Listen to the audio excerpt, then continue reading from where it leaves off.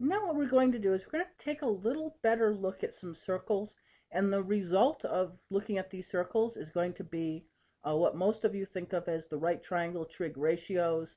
In short, you think of them as SOHCAHTOA. So what I'm going to do is I'm going to start with a real number t, and that's going to be my angle. So I've drawn myself a unit circle, and I've drawn an angle t, and if I start at the point 1, 0, so this is the point 1, 0, and I go kind of t units up, or an angle of t around the circle, I end up at this point P.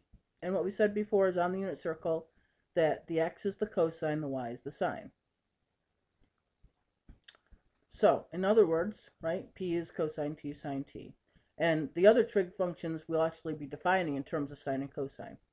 However, we want to take a look and get a more general statement. So what I've done is I've drawn a larger triangle outside here. Hopefully you remember from your geometry that these two triangles are similar. And since they're similar, their sides are in proportion. So I've done a little bit of labeling just to help myself out. So this is 0. I'm going to call this location right here C, and this location out here A. This is point P, and I'm going to call this B. So if I do some ratios, I could actually say OC, which is kind of the bottom of this little triangle, is divided by OA. So OC, the ratio of OC to OA, so bottom triangle to bottom triangle, would actually equal the ratio from OP, the hypotenuse, to OB. So OC to OA is in proportion, that proportion equals OP to OB. Now, I know OC, we already said that before, that's the x-coordinate, that's cosine t. And what I know is from O to P is 1 unit because that's the unit circle. Right? So now if I do a little bit of quick algebra, I end up getting, so I end up with actually first with cosine t over OA is 1 over OB. Do a little bit of algebra, I learned that cosine t is OA over OB. Notice on this big triangle, OA is the side adjacent to angle T, and OB is the hypotenuse, right? Both of those are adjacent, but this one's the hypotenuse, so we'll use hypotenuse. So this is the adjacent and the hypotenuse.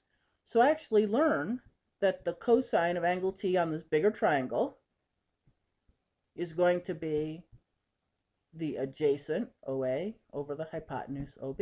So that actually derives the adjacent over the hypotenuse. Now we could do the same thing to figure out the sine. What I would do here though is I would say, okay, let's look at this dimension, this kind of height of the triangle, which is CP, right?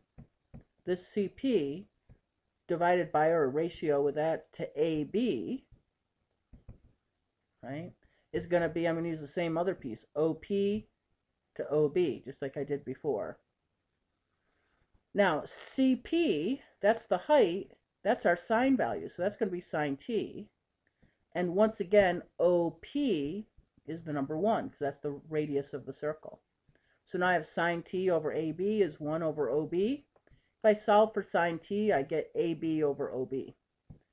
Sounds like alphabet soup, but notice if I look at my angle T, AB is the side opposite it on the big triangle, and OB is again the hypotenuse.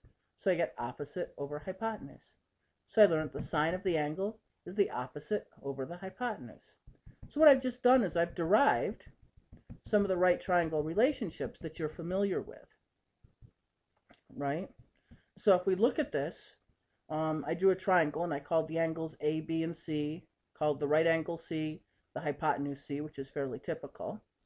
And what I learned is that the sine of B is the opposite over the hypotenuse, B over C.